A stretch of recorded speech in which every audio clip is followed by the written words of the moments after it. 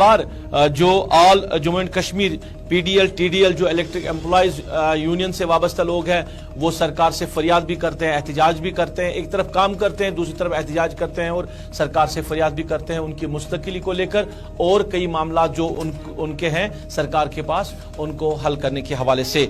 अभी हमारे साथ इधीर वानी जुड़े हैं जो कि ऑल जेएंड के PDL TDL electric employees union के स्पोक्स पर्सन हैं। इनसे जानना चाहेंगे कि जो मुतालबात सरकार के सामने रखे गए हैं कहां तक वो पहुंचे हैं। अदील साहब, आपका बहुत बहुत शुक्रिया।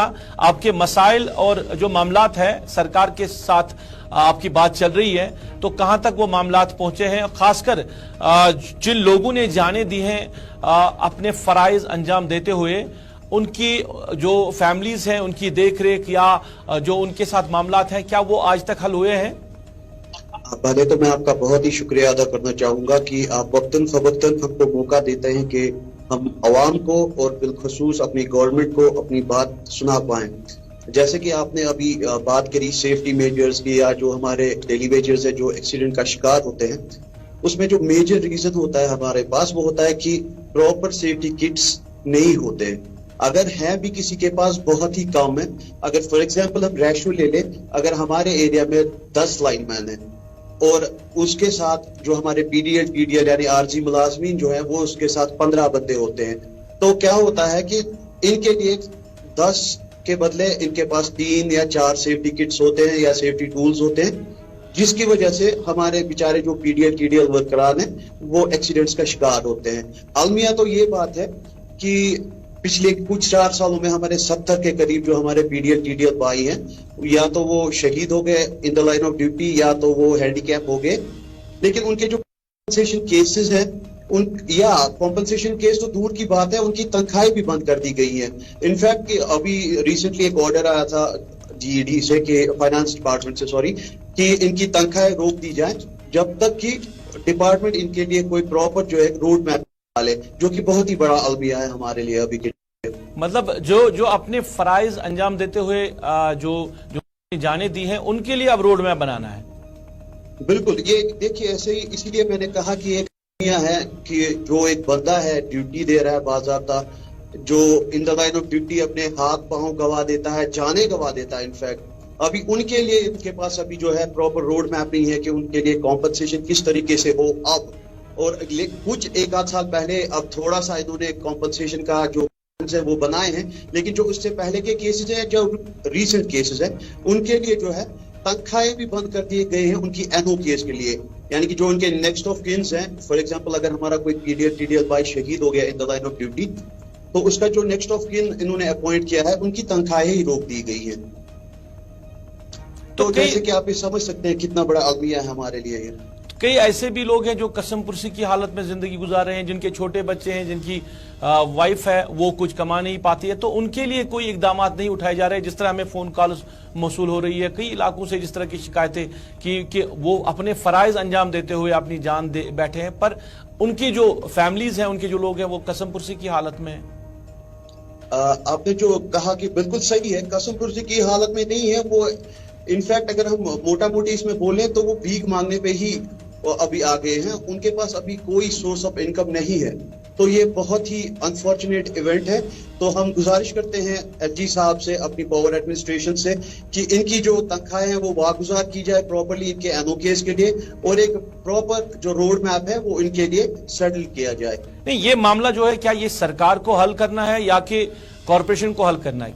बताया जा रहा है कि चीफ सेक्रेटरी ने कहा कि ये जो मुलाजमों के मामलात है, आरजी मुलाजमों के मामलात है, वो खुद कॉर्पोरेशन सेटल करेगी। उनको क्या मुआवजा देना है, किस तरह सैलरी देनी है, या सेफ्टी मेजर किट्स है, या जो भी डिमांड है, जो भी आप लोगों की डिमांड है, जो भी आपकी जरूरत है वो कॉर्पोरेशन जो है वो करेगी। तो सरकार का इसके साथ कोई लेन देन नहीं रहेगा। देखिए क्या होता है कि जो हमारी कॉर्पोरेशन है बिलाखिर ये ऑपरेटेड या हम कहेंगे कि सबऑर्डिनेट है हमारे पीडीडी की, यानी कि जो हमारे प्रिंसिपल सेक्रेटरी का ऑफिस है, वहां से जो डायरेक्शंस मिलेगी वो ये अप्लाई करेंगे। ये यहाँ से जो हमारी कॉर्पोरेशन ज्यादा से ज्यादा प्रपोजल्स बना सकते बोर्ड ऑफ डायरेक्टर में ले जाकर, और वो आगे भेजेंगी। अप्रूवल्स या तो हमारी फाइनेंस डिपार्टमेंट इनकी या जीएडी से आएंगी, या तो अगर कम से कम होगा तो हमारे पीडीडी के प्रिंसिपल सेक्रेटरी साहब से आएंगी। इसके अलावा जैसे कि हमारे जो एक्सीडेंट केसेस हैं, इसके अभी हमारे पास बहुत सारे मसाइल हैं। पहले हम लेंगे रेगुलराइजेशन। जो हमारे पीडीएल टीडीएल भाई हैं जो अपनी ड्यूटीज बड़ी अच्छी तरीके से फराहम करते हैं, और इनफैक्ट बहुत सारे हमारे जो ऑफिसर्स हैं they term us as backbone of the PDD. तो क्या होता है कि हमारी जब रेगुलराइजेशन का जो रूल था इससे पहले, हम उसको कहते थे 381, तो उसके हिसाब से जब हमारे डिपार्टमेंट में वैकेंसीज क्रिएट होती थी, तो जो ये पीडीएल टीडीएल या उर्फ में जिसे हम कहेंगे डेली वेजर्स, तो accordingly as per the vacancies उनको उन पीडीएल टीडीएल्स को जो एज पर सीनियरिटी होंगे उनको फिल करना था। लेकिन वो एक स्टैग्नेंट पोजीशन पे आ गया। उसके बाद अनफॉर्चुनेटली हमारा डिपार्टमेंट जो है अनबंडल हो गया। तो अनबंडल होने के टाइम पे जब प्रोटेस्ट होने लगे हमारे डिपार्टमेंट में, तो we came in an agreement with the government, जिसमें एलजी साहब ने एक सैक ऑर्डर निकाला था वाया प्रिंसिपल सेक्रेटरी पीडीडी कि SO 109, जिसमें बोला गया था जो भी पोस्ट है, वैकेंट पोस्ट है कॉर्पोरेशन में, that must be filled by PDL TDL workers. और इसके अलावा जो भी कोई पोस्ट है, अगर ये कॉर्पोरेशन को कोई भी रेगुलराइजेशन या अपॉइंटमेंट करनी होगी, पहले मिनिस्ट्रियल कार्डर या एग्जीक्यूटिव कार्डर में, यानी बेसिक एंट्री लेवल पोस्ट नहीं, इससे पहले जो मुलाजमीन की तादाद है, जो आपके हैं आरजी मुलाजमीन मुस्तकिल जो हुए, उनकी तादाद कितनी है? और जो बचे हैं तकरीबन 7,000 के करीब है। अब जिनको रखा गया उनको क्या वजह है कि उनको रेगुलर नहीं किया जा रहा है? कि पहले 12,000 के करीब किए गए, अब जो बचे हैं उनको नहीं किया जा रहा है। क्या रीजन सरकार बता रही है या महकमा बता रहा है? देखिए, इसमें इनका प्रॉपर कोई रीजन रहती है कि आपका क्यों नहीं ये हम रेगुलर। ये इसमें एक जो डेफेयर होता है ना, ये प्ले डेफेयर कर रहे हैं। हमारी जो प्रॉब्लम्स है ये सुनते हैं लेकिन इस पे एक्ट नहीं करते हैं। अभी के टाइम पे हमारे एमडी साहब ने भी इनको डायरेक्शंस दी थी। ये मैं आपको मोस्ट प्रोबेबली एक साल पुरानी बात कह रहा हूँ कि एक ऑर्डर आया था इन सब पीडीएल टीडीएल्स की सीनियरिटी फिक्स की जाए। यासीन चौधरी साहब एमडी थे उस टाइम। यासीन चौधरी साहब एमडी थे, बिल्कुल। तो उस टाइम क्या हुआ उसके बाद कि जो सीनियरिटीज फिक्स करनी थी उसमें अभी एक साल चला गया, अभी भी हमारी सीनियरिटीज उन्होंने प्रॉपर्ली फिक्स नहीं करी हुई है। हम साउथ कश्मीर की बात ले ले, वहां पे आए दिन हम देख रहे हैं एक्सीडेंट्स भी हो रहे हैं, लेकिन उनकी सीनियरिटीज पड़ी हुई है। चाहे पुलवामा हो, चाहे अनंतनाग हो, चाहे हमारा नॉर्थ साइड बारामूला सोपोर हो, इवन की श्रीनगर बड़गाम में हो। अभी के टाइम पे अल्हम्दुलिल्लाह श्रीनगर में फिर भी काम चल रहा है, थोड़ा सा स्पीड पकड़ रहा है, लेकिन बाकी जो नॉर्थ साइड हमारा है या हमारा साउथ साइड है उसमें बहुत ही लीनियंट हमारे ऑफिसर्स रह रहे हैं। और वो पता नहीं उनके क्या रीजंस है कि वो इतने लीनियंट है इस काम में कि हमारे जो फ्यूचर्स है उनको डिस्ट्रॉय करने पे तुले हुए हैं। तो क्या कम्युनिकेशन अभी आज के डेट में कोई चल रही है? जैसे आप कह रहे हैं कि एमडी साहब ने एक साल पहले ऑर्डर भी इशू किया था, उसके बाद वो कहीं प्रोसेस आगे बढ़ा? देखिए, श्रीनगर और बड़गाम में प्रोसेस थोड़ा अभी बढ़ रहा है। अभी एक सीनियरिटी फिक्स हो गई है जिसका हमने टेंटेटिव सीनियरिटी लिस्ट या रिवाइज भी उसका निकल गया है, लेकिन साउथ कश्मीर में अभी ऐसे ही स्टैग्नेंट है। बिसाइड्स की बहुत सारे रिमाइंडर्स भी उनकी एससीज को चले गए हैं, but they doesn't seem to be bothered about those reminders at all.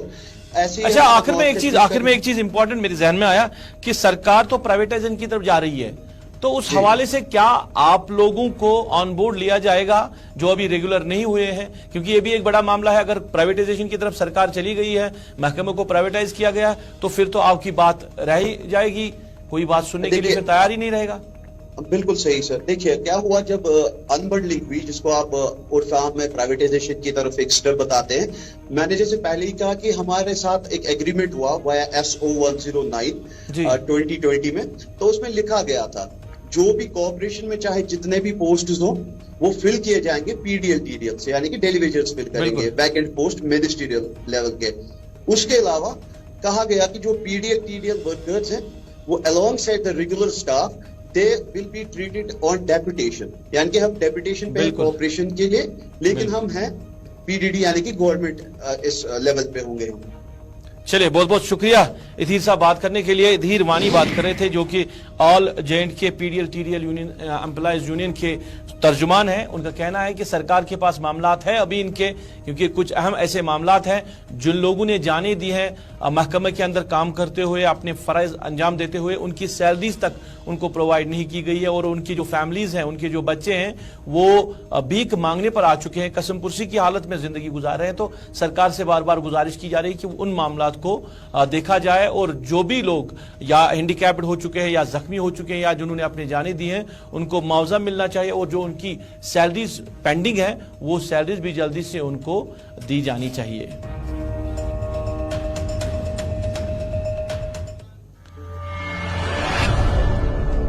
नाज़रीन, इसके साथ ही अभी तक की स्पेशल रिपोर्ट में बस इतना ही। आप गुलिस्तान न्यूज के साथ जुड़े रहे। गुलिस्तान न्यूज पे खबरों का सिलसिला जारी रहेगा। अभी तक के लिए अपने मेजबान को दीजिए इजाजत। अल्लाह निगहबान।